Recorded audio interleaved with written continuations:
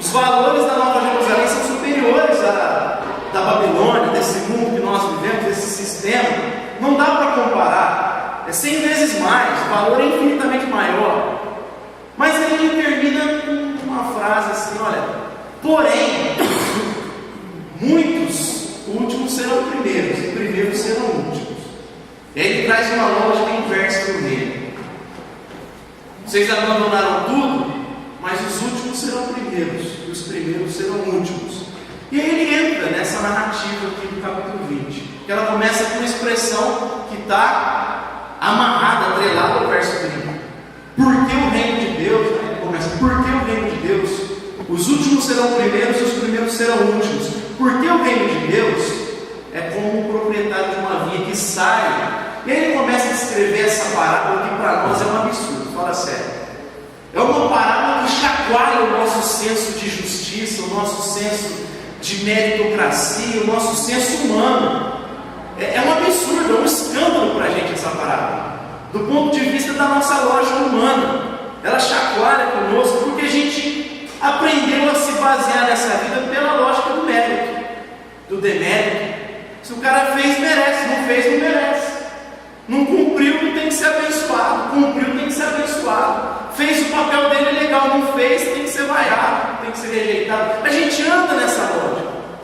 Não apenas no que diz respeito ao mundo corporativo, às relações trabalhistas, mas inclusive na religião. Toda religião anda assim. A gente está preso a esse paradigma de pensamento. É bem o que diz lá em Mateus 7,21, quando Jesus diz: nem todo aquele que me diz Senhor, Senhor, entrará no reino de Deus. Aí ele vai dizer que depois, muitos me dirão: Senhor, Senhor, não fizemos isso em teu nome? Você vê que a nossa lógica é assim: se eu respondo corretamente, se eu tenho a ortodoxia correta, então eu estou lá dentro. Se eu respondo certo, eu estou lá dentro. Mas ele diz: nem todo aquele que diz vai entrar, nem todo aquele que tem uma compreensão adequada, nem todo aquele que tem um linguajar de cristão vai entrar. Não é assim, não adianta você ter uma boa ortodoxia, isso não quer dizer nada. Quer dizer que você entendeu legal, mas não quer dizer nada no que diz respeito a você barganhar com Deus para entrar no reino. Não é assim que as coisas funcionam. E também não é pela lógica de fazer muito. Porque quando eles enfatizam Senhor, Senhor, a ideia da repetição é para chamar a atenção de Jesus. É como se você estivesse falando com alguém que não está olhando. Aí você fala: Danilo, aí o cara olha de novo. Sabe quando você chama alguém, o cara não olha, você chama de novo? A ideia desse texto de Mateus 7 é essa: Senhor, Senhor, chamando a atenção de Jesus. Olha as nossas obras, profetizamos em teu nome, realizamos milagres, expulsamos muitos demônios. Mas Jesus diz assim: não adianta nada isso, quer dizer nada isso. Não é assim, não é nessa lógica que você pode chegar diante de mim e exigir alguma coisa. Mas a gente acostumou com essa lógica da barganha e do mérito. Eu já falei aqui que a religião se sustenta nisso. Otto Maduro, que é um sociólogo venezuelano, ele fala isso. A gente aprendeu a andar nessa lógica de duas pernas: é a obrigação e o benefício. Você cumpre a obrigação e Deus vem com o benefício. Você deixa de cumprir a obrigação, Deus não traz o benefício. Se você orar muito, Deus abençoa. Não orou, Ele não te abençoa. Se você não fez boas obras, você não vai ser abençoado, não tem como barganhar com Deus. A gente anda nessa lógica. E aí a gente chega no capítulo 20 aqui e lê um negócio desse que choca o nosso senso. Choca com o nosso senso de justiça, com a nossa lógica humana. No entanto, tem algumas verdades nesse capítulo aqui que mostram para nós que não há qualquer espaço para presunção, não há qualquer espaço para o sentimento de mérito, não há espaço para isso. A graça aniquila a nossa presunção, a graça põe para baixo a nossa vaidade, o nosso sentimento de mérito próprio. A graça aniquila isso, acaba com isso. Esse texto vai mostrar algumas coisas para nós que eu gostaria de compartilhar rapidamente, que vão mostrar que a nossa vida do começo ao fim é baseada na graça. A salvação do começo ao fim só é possível por causa da graça de Deus. A nossa existência, inclusive, é por causa da graça de Deus, da misericórdia divina. É a graça comum que nos mantém e a graça especial que nos salva. Mas tudo é graça, tudo é favor e merecido. Primeiro, esse texto vai dizer que é graça, né? Essa lógica diferente da nossa, né? A gente raciocina de um jeito e vem Deus e muda tudo, e inverte o negócio. Não, o último é primeiro no meu reino, é tudo inverso. Não é, eu fiz isso, Deus, a gente deixou tudo. Não, mas não é assim. Aí ele muda a lógica. A matemática do reino é diferente da nossa. A matemática da graça é diferente. Primeiro, porque é Deus sempre que toma a iniciativa, nunca o homem. É o pai que toma a iniciativa, é o proprietário que sai procurando trabalhadores. Não são trabalhadores que vão ao proprietário, é o proprietário que sai procurando trabalhadores para a sua vinha. A iniciativa sempre é divina. É sempre Deus que vai ao encontro do homem, nunca o homem que vai ao encontro de Deus. Se Deus não for ao encontro do homem, o homem nunca pode compreender as coisas de Deus. Ele não consegue. Pela sua força, pela sua sabedoria, pelas suas boas obras, é impossível se Deus primeiro não ir ao nosso encontro. Deus vai ao nosso encontro. É o proprietário que sai procurando trabalhadores. De tempo em tempo ele sai procurando trabalhadores. Mas é Ele que desperta os nossos olhos para as coisas do reino de Deus, para entender Deus, para querer ir atrás de Deus, para buscá-lo. Porque a Bíblia vai nos dizer primeiro que nós éramos mortos, vocês estavam mortos. Paulo vai dizer aos Efésios, vocês estavam mortos em seus delitos e pecados. Ou seja, um morto não tem como interagir com a vida. Um morto não tem capacidade alguma para reconhecer alguma coisa. Primeiro nós precisamos despertar. Vocês estavam mortos em seus pecados. Paulo, na carta aos Romanos, no capítulo 3, ele vai dizer ainda: não há ninguém que entenda, não há ninguém que compreenda, não há ninguém que possa entender Deus, que possa olhar para Deus através de maneira, ter a iniciativa de compreender as coisas de Deus. Não há ninguém que possa fazer isso. Inclusive o homem, na sua presunção de andar de maneira autônoma de Deus, na Escritura, é tratado como um animal. Não seja como uma mula sem entendimento, diz o salmista. Vez por outra nos compara com um animal, porque na sua presunção, na sua sabedoria, ele se torna independente de Deus, ele não reconhece Deus. E a Bíblia vai dizer que esse cara é como um animal sem entendimento. É até curioso isso, porque aqueles que foram já iluminados olham para a cruz e reconhecem que ali é o poder de Deus. Mas quem ainda não foi, mesmo na sua pretensão e na sua sabedoria, na sua filosofia, eu citei aqui semana passada 1 Coríntios, que os sábios, os eruditos gregos, olhavam para a cruz e diziam: é loucura, é escândalo. E você hoje iluminado olha para a mesma cruz e fala: é poder de Deus. Mas você só pode falar é poder de Deus porque Deus te iluminou. O cara, na sua pretensão, e olha que os gregos eram inteligentes, sábios aos olhos humanos, mas eles olhavam para a mesma cruz e falavam: é escândalo, isso é loucura. E Paulo diz: mas Deus decidiu ser conhecido através da loucura da pregação da cruz. Só dá para entender isso se Deus despertar no coração, se Deus trazer entendimento, dar luz para o cara. Sem essa luz, sem se encontrar com Jesus, não é possível. É o Paulo que entende tudo, mas se não encontrasse no caminho de Damasco, não seria capaz de entender, não seria capaz de reconhecer. São os fariseus que decoravam todo o Torá, que sabiam todas as coisas, que amarravam os caracteres, que eram zelosos, mas foram incapazes de reconhecer Deus no meio deles. O povo que se dizia de Deus não reconheceu o próprio Deus, que dizia servir, que dizia serem filhos. Não reconheceram Deus na pessoa de Jesus, porque não é nessa lógica. Não há ninguém que entenda, Paulo diz. Não há ninguém que compreenda. Ele continua nesse capítulo 3 de Romanos dizendo: olha, todos pecaram, se afastaram da glória de Deus. O ser humano sem Deus se torna perverso, se tornou perverso em seus caminhos, está cada vez mais envolvido na lama. Aí a Bíblia vai usar outra ilustração, de cão, de porco, está preso na sua imundícia. Então o homem é incapaz, não é possível. se Deus antes não vir ao nosso encontro. Eu creio que a regeneração ela precede a fé. Se Deus não nos ressuscitar, eu não consigo crer. Algumas linhas teológicas vão pensar diferente. Está indo lá atrás. Fala da graça preveniente, mas é graça do mesmo jeito. A linha deles não vai refutar a graça. É a graça preveniente que dá a capacidade do homem de reconhecer Deus.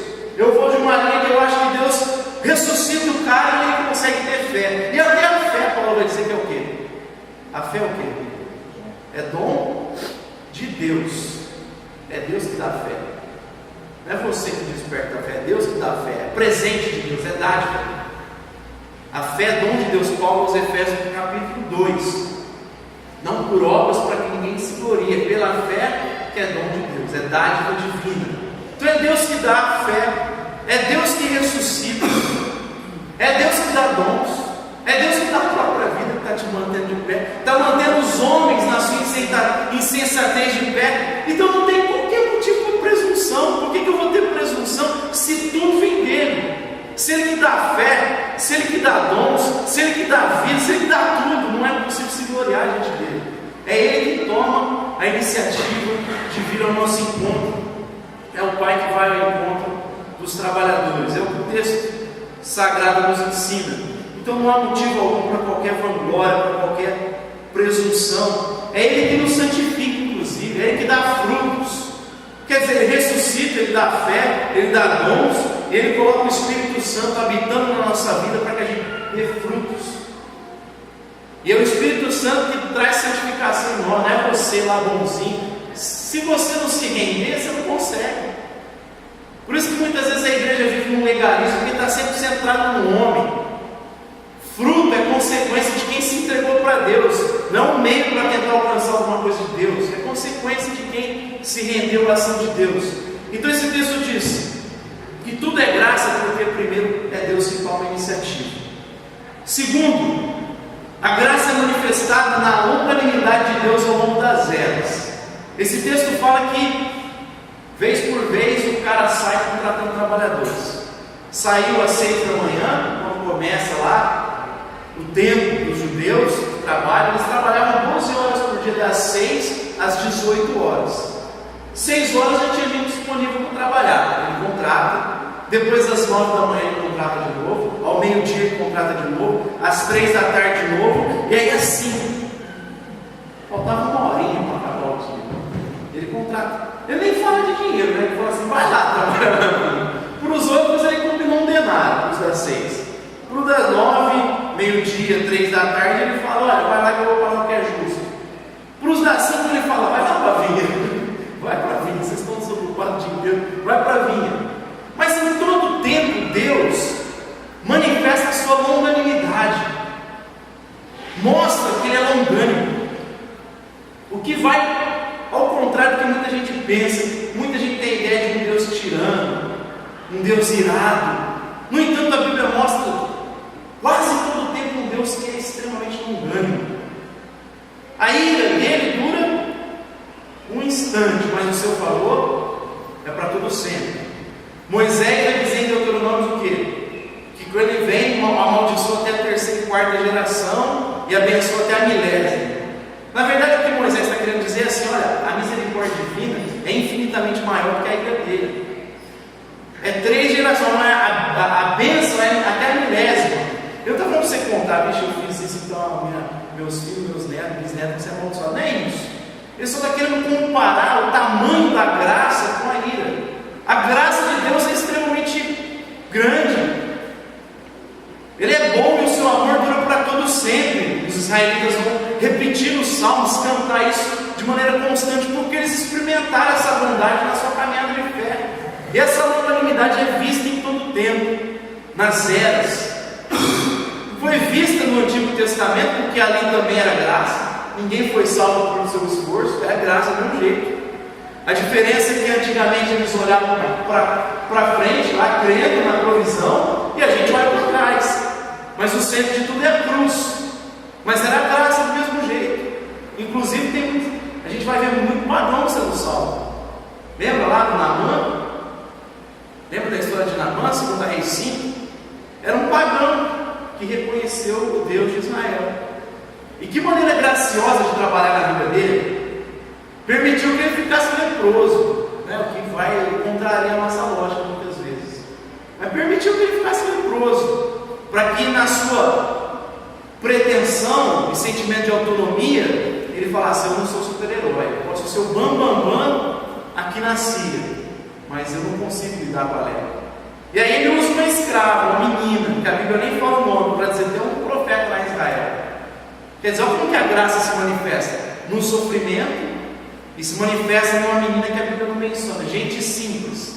E aí o cara vai, e aí a graça começa a se manifestar, vai tirando a presunção dele, manda ele se banhar lá no Rio Jordão, ele fica irado com aquele rio sujo, nojento. Mas aí o cara fala, usa outra gente, os seus servos, para dizer: cara, é todo simples, eu preciso se banhar. Ele vai, e aí o cara é curado e reconhece Deus. É graça lá no Antigo Testamento, e é graça, evidentemente, no seu clímax, no seu ápice, na pessoa de Jesus, mas também na vida dos discípulos. Naquele império terrível romano, os discípulos, na sua compreensão das coisas, o seu jeito de entender o mundo, as coisas de Deus, eles manifestaram graça de uma maneira singular para aquele contexto, porque eles entendiam que Jesus ia voltar no contexto deles. Por que eles eram tão abnegados, vendiam tudo? Porque Jesus está voltando. A visão dos primeiros discípulos era escatológica, de Paulo: Jesus está voltando e a gente tem que anunciar o Evangelho com rapidez. Ele está prestes a voltar. Então todo mundo abandonava tudo, doava tudo, abençoava todo mundo que estava olhando para outra vida. Inclusive tinha gente que o pessoal queria ser mártir mesmo. Eu olhava com agrado, não quero morrer por Jesus. Mas nessa abnegação, nesse amor, nesse zelo, Deus revelou graça. Naquele movimento pequeno, as pessoas olhavam e ficavam encantadas. E Deus manifestou graça através da igreja, porque Ele decidiu ser visto na igreja. Não é o que Paulo fala lá em Efésios? É mediante a igreja, a multiforme sabedoria de Deus, que ele se torna conhecido dos principados e potestades. Deus manifesta a sua sabedoria, a sua graça. Então, dos primeiros discípulos, é também na era da patrística, no diálogo com os gregos, Deus usa os caras lá para manifestar graça também. É durante o movimento que a gente chama de Idade Média, medieval, que tinha muita coisa ruim, mas que Deus levantou uns caras que se recusaram a viver debaixo daquela hierarquia, daquela imposição muitas vezes, em movimentos como franciscanos, como os valdenses, gente que estava sedenta pelo Evangelho e falou: eu quero viver algo mais genuíno. E Deus manifestou graça ali também.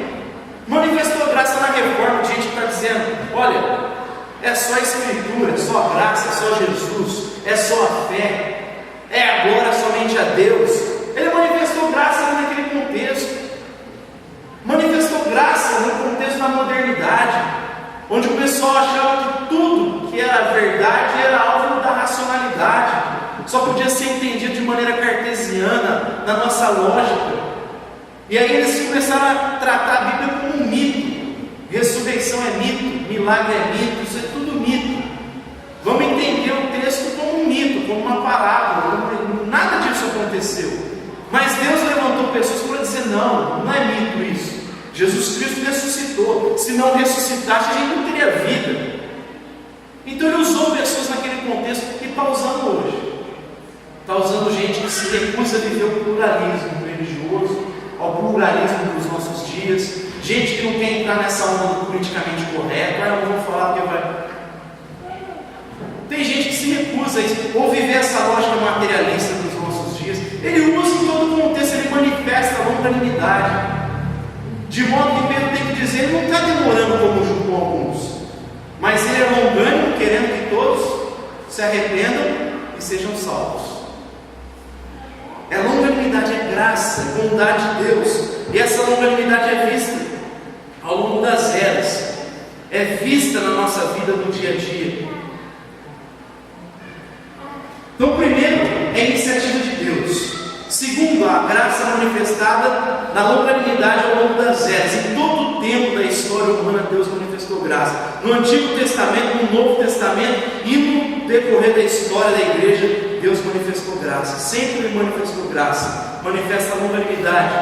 Terceiro, essa matemática da graça é manifestada na aceitação de todo tipo de gente. Ele vai às 6 da manhã e já tem gente na praça lá, disciplinado, já acordado cedo. Ele contrata os caras. Ele sai 9, meio-dia, 3 da tarde, contrata outro tipo de gente. E aí 5 horas tem outro tipo de gente lá, fica o dia inteiro vadiando. Estava lá, a ideia mesmo é gente que era gente vadia mesmo, não estava nem aí, ele vem para cá, vai lá para frente também. A graça é assim, Deus não faz acepção de pessoas, Ele pega gente disciplinada, gente que estuda, gente que tenta compreender as coisas, mesmo que na sua tentativa de compreender as coisas anda de maneira antagônica a Deus, porque não é possível, como eu disse, mas Ele vai ao encontro desses, Ele vai ao encontro daqueles indiferentes, daqueles que na nossa linguagem não fede nem cheiro, está aí, mas Ele vai ao encontro também de gente que não vale nada, dos vadios, das prostitutas, dos beberrões. Ele diz: esses estão entrando primeiro no reino, porque os fariseus não entenderam nada, os religiosos não entenderam nada, os disciplinados não entenderam, mas os vadios se agarraram na graça. Os eruditos lá, aos Coríntios, como eu falei, é loucura, e aí ele decidiu manifestar para quem? Para as coisas que são loucas aos olhos humanos, para confundir os sábios e para reduzir a nada aqueles que pensam que são alguma coisa. Por isso ele escolheu os que nada são nesse mundo. Então Deus abraça todo mundo, na graça abraça todo tipo de gente. Lembra da parábola? É o cara que é disciplinado lá. O reino de Deus é como alguém que negocia pérolas, aí ele encontra uma de grande valor. Então alguém que está procurando, que negocia, e de repente no meio do caminho Deus se revela para ele, mesmo que ele está indo de maneira errada. É o Paulo, o cara disciplinado, fariseu dos fariseus, excede todo mundo na sua idade, e aí Deus falou: deixa eu ir lá, porque esse cara não sabe, ele estuda tanto, não consegue entender, e vai lá e se manifesta para ele. É para os caras que estão aí na vida, o Levi está lá na coletoria, Jesus passa e fala: vem, miséria, não estava lá em ouvir, estava lá trabalhando na coletoria, vem me seguir. Aí o cara cai no caminho. Mas também é um ladrão da cruz, que no 45 do segundo tempo fala: lembra de mim quando estiveres no teu reino. Ele fala: hoje mesmo você vai estar comigo no paraíso. Quer dizer, o cara não valeu nada a vida inteira. É a mesma coisa assim, imagina um Sarney lá nos últimos minutos de vida. E aí você prega o evangelho, o cara chora e arrepende, e você vai ver agora. Chato, né? Imagina o Lula lá. Aí apesar que o Sarney, não sei o que é pior. O Lula lá, todo mundo fez bravo com o cara. O que esses caras fizeram? E aí, de repente alguém prega para ele, o Evaldo Ramos prega para ele. E o cara converte. E aí você vai ver o cara no reino. Miserável caretou. Porque às vezes parece que a gente não quer que os outros vão, né? Se encontrar ele, ou é direito brinca, né? Você vai ver ele e fala assim: nossa, esse herege está aqui também. Vai ver o cara, pô, o Caio Fábio veio também. Na cabeça de um monte de religioso é assim: esse cara veio porque os caras estão presos na ortodoxia certa. E até tem uma outra parábola que diz assim: Deus falou assim: olha, vai lá trabalhar com o filho. Ele disse: eu vou, e não foi. E o outro disse: eu não vou, e foi. Ele fala: quem fez a vontade de Deus? É o que foi. Ou seja, o cara respondeu certo, tinha ortodoxia certa, mas não fez. E o outro tinha ortodoxia errada, não respondeu certo, mas fez. E esse que agradou a Deus. Então tem muita gente preocupada com um monte de coisa, mas não está preocupado com o que tem que fazer, com o correto. Não se entregou de fato para Cristo ainda. Não entendeu ainda que é graça. Está amarrado nessas coisas, nessa vaidade humana, nessa presunção humana. Mas Deus não faz esse tipo de acepção que a gente está acostumado a fazer. Deus não escolhe só os doutores, Deus não fica selecionando, Deus chama todo mundo, Deus vai ao encontro de todo tipo de gente, de todo tipo de ser humano. É o Paulo, é o Natanael, é o Levi, mas é o ladrão da cruz, é o leproso, é a mulher samaritana que tinha que ir numa hora que ninguém estava vendo. E Jesus vai lá e começa a conversar com ela. E os discípulos ficam horrorizados com aquilo. Como é que ele pode conversar conversar com uma mulher, pior, com uma samaritana, pior, bebendo no mesmo lugar que ela bebeu. Como é que ele faz um negócio desse? Uma mulher de vida suspeita, piorou mais ainda. Mas ele faz da mulher a primeira missionária desse cargo. Nas nossas igrejas não seriam nem batizadas. Não seria batizada. Jesus faz dela uma missionária. Então Jesus tem uma lógica que a gente não entende às vezes. É graça. Ele acolhe. Paulo diz assim: não há homem e mulher, não há judeu, grego, nem escravo, nem livre. A graça acaba com esse negócio, quebra esse muro que a gente colocou. E quarto, a graça de Deus não apenas é manifestada na iniciativa divina, ela não é apenas manifestada na longanimidade revelada ao longo das eras, ela não é apenas manifestada nesse acolhimento sem acepção que Deus faz, mas ela é manifestada no enfatizar a necessidade humana e não a nossa produtividade, não a nossa capacidade de produção. O cara contrata umas 6, umas 9, ele contrata a gente que trabalha 1 hora, mas na hora de pagar, ele chama os últimos e paga tudo igual. Um denário valia o equivalente a um dia de trabalho. Vamos imaginar que seria R$100, nosso contexto. R$100. Para um judeu se alimentar adequadamente, geralmente na mesa dele tinha pão, peixe e vinho. Ele só conseguia comprar isso para sua família com um denário, para poder comer pão, peixe e vinho, que era uma refeição básica de todo judeu. E aí Jesus, o dono da vinha, olha e falou assim: eu vou pagar um denário para eles. Porque se eu pagar 12 avos, 8 e alguma coisa, 8, sei lá, uns quebrados aí que é uma matemática, não vai dar para comprar comida para a família dele. Se eu pagar menos, se eu pagar porque ele trabalhou 1 hora, eu falei: então tá bom, você trabalhou 1 hora, está aqui, leva R$8. Ele não consegue alimentar a família dele. Os filhos vão ficar com fome, não vai ter pão, não vai ter peixe, não vai ter vinho. Eu não estou olhando se ele trabalhou 1 hora, eu estou olhando que ele precisa se alimentar. No meu reino, eu não tabulo pela produtividade, eu valorizo a vida humana.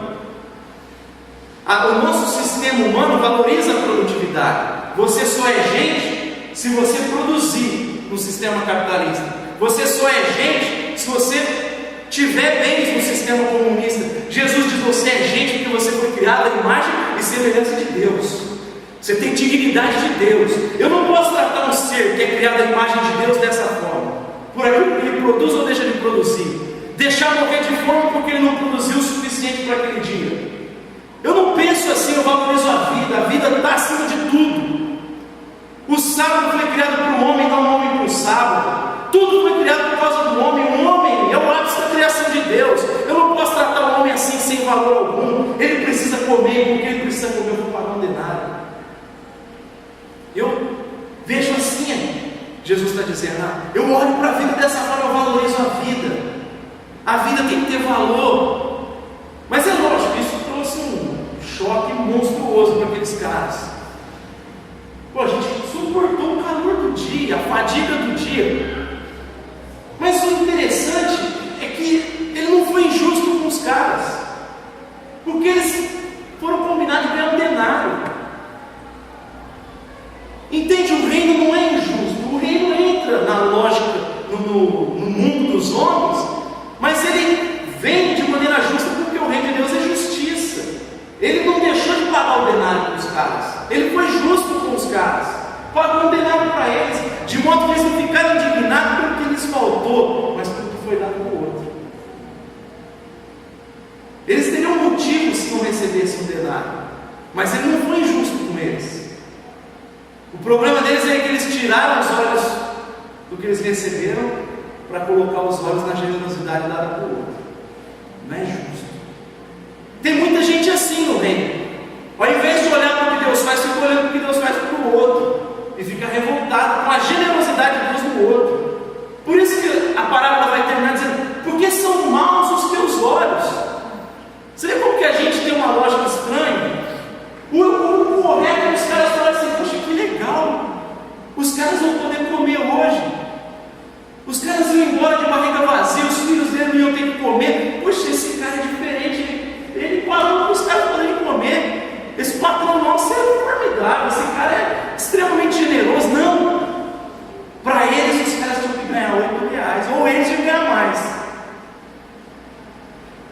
Porque estão olhando para a generosidade de Deus para o outro, estão olhando para o que Deus faz para o outro, é por isso que eles ficam chocados, horrorizados.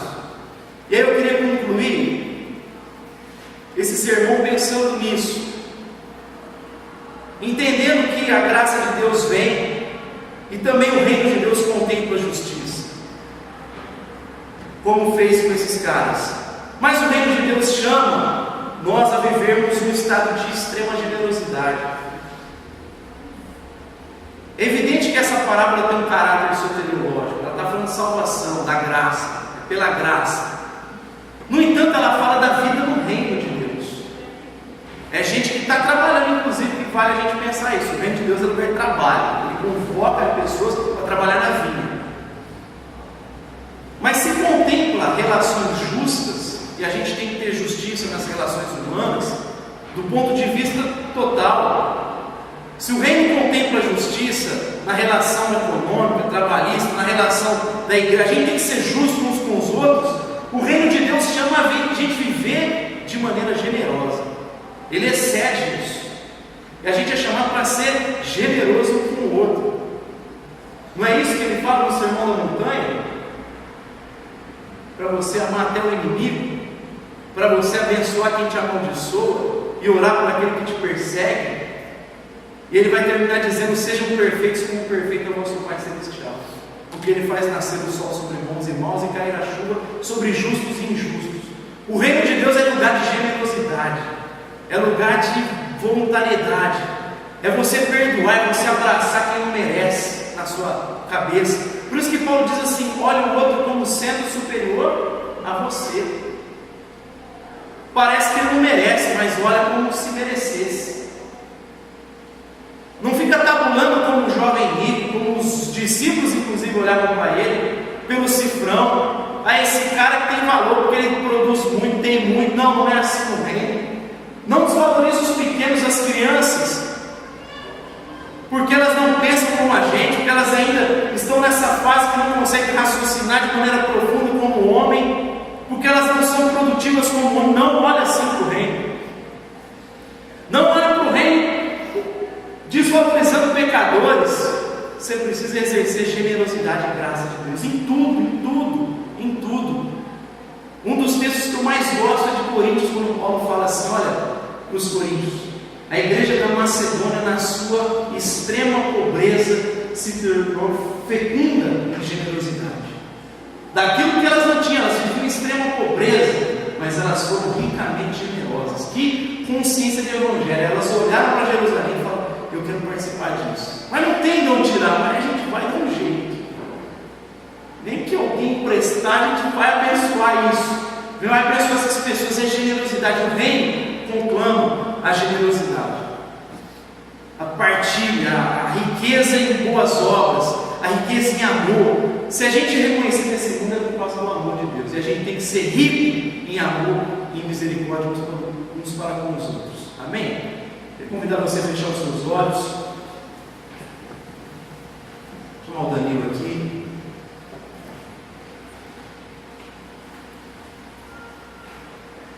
Pai, nós queremos te dar graças nessa manhã, porque em todo o tempo o Senhor derrama a tua misericórdia sobre os nossos corações. Se estamos aqui, não é porque somos capazes, somos inteligentes demais, não é porque nós fizemos muitas coisas para que o Senhor abrisse as portas do seu reino para nós. Se estamos aqui é porque um dia o Senhor despertou os nossos olhos, o nosso coração. O Senhor nos trouxe dentre os mortos. O Senhor ressuscitou cada um de nós e nos presenteou com fé, a fim de que crescemos no teu reino, crescemos em ti. Estávamos andando na contramão do teu reino, com os ouvidos tapados, com os olhos tapados, mas o Senhor um dia chacoalhou cada um de nós, tirou o tapão dos nossos ouvidos, a venda dos nossos olhos, para que nós víssemos a ti e caminhássemos para o lugar correto, seguindo Jesus de Nazaré. Que nunca venhamos a perder a graça na nossa caminhada.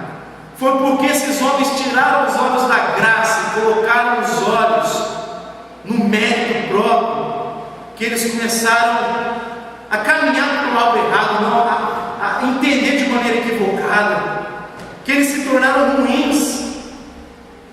Que nós sempre coloquemos os nossos olhos na tua graça, porque é sempre graça. É o Senhor que toma a iniciativa, é o Senhor que é longânimo, é o Senhor que nos acolhe sem fazer acepção de ninguém, é o Senhor que olha a nossa necessidade humana. Nós estávamos desesperados, como ovelhas sem pastor, nós estávamos mortos, mas o Senhor olhou a nossa necessidade, e porque olhou, veio com graça, veio com acolhimento, e veio nos transformar, veio mudar a nossa história. E nós queremos te agradecer nessa manhã, que nós sempre venhamos a tratar o teu reino, o trabalho no teu reino como um privilégio. Se os nossos olhos estão enfatizados na graça, então é sempre um privilégio te servir, é sempre um prazer te servir, é sempre um privilégio servir ao próximo, é sempre um privilégio servir ao outro.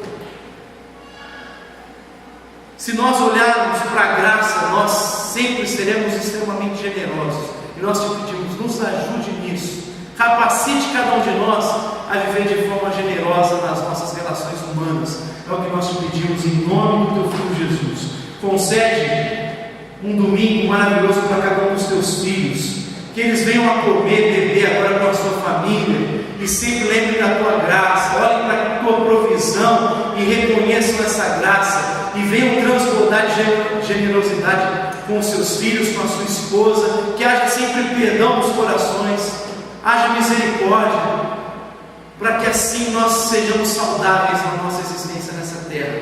É o que nós te pedimos em nome do teu Filho Jesus. Amém. Amém. Vou convidar você a ficar de pé, a gente vai encerrar esse culto.